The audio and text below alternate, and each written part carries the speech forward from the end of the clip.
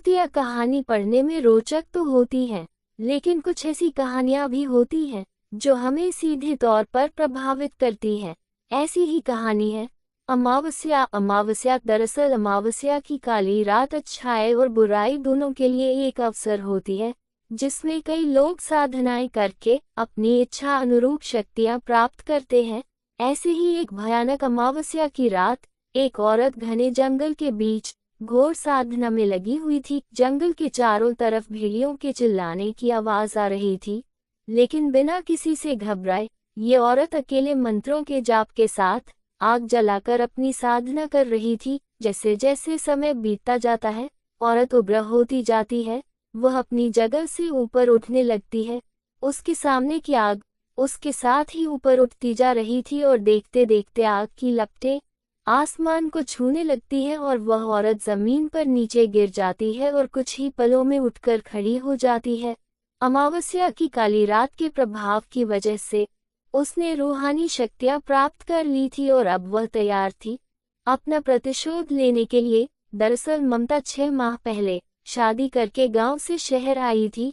वह अपने पति के साथ एक किराए के मकान में रहती थी। ममता घरेलू महिला थी, वह ज्यादातर समय घर के कामों में लगी रहती थी। ममता के पति बैंक में एक क्लर्क थे। उनका नाम सुरेश था और सुरेश के बॉस उसे उसके काम की वजह से बहुत पसंद करते थे। सुरेश एक अच्छा कर्मचारी था। वह पूरी जिम्मेदारी से अपने साथ साथ अपने सहकर्मियों का भी काम करवा दिया करता था। उसका स्वभाव बहुत ही संकोची था, इसलिए वह किसी को भी मना करने में हिचकता था। एक दिन उसके बॉस उसे अपने चेम्बर में बुलाते हैं और कहते हैं कि तुम्हारी नई नई शादी हुई है और तुम कहीं बाहर नहीं गए हो, जाओ अपने परिवार के साथ थोड़ा समय बिताओ। सुरेश को अपने बॉस की बात से खुशी होती है और वह मुस्कुराते हुए कहता है, जी बॉस, अगले महीने अपनी पत्नी के साथ कहीं बाहर जाने का सोच रहा हूँ। बॉस अपने पर्स से कुछ पैसे निकालकर सुरेश को दे देते हैं और कहते हैं,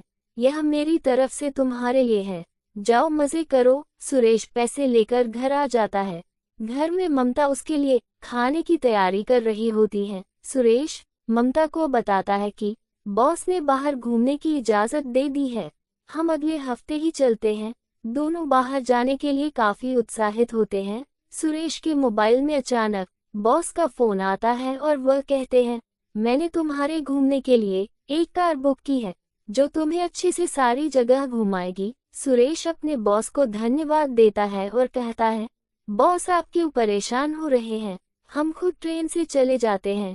लेकिन बॉस की जिद करने पर सुरेश उनका ऑफर मान लेता है। ममता सुरेश से कहती है कि हमें कुछ सामान लेना होगा, चलो आज बाजार चलते हैं, अगले 2 दिनों में इन्हें निकलना है।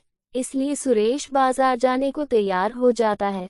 सुरेश और ममता बाजार जाकर अपने पसंद के कपड़े और कुछ खाने पीने की वस्तुएं खरीदते हैं। वो अपने सफर के लिए तैयार हो जाते हैं। बॉस की भेजी हुई कार दरवाजे पर आकर समय से खड़ी हो जाती है। सुरेश कार की डिग्गी में सारा सामान जमाता है और दोनों कार में बैठकर निकल पड़ते हैं अपने रोमांचक लम्हों की ओर। खूबसूरत वादियों का मजा लेते हुए सुरेश और ममता गाने गुनगुना रहे थे।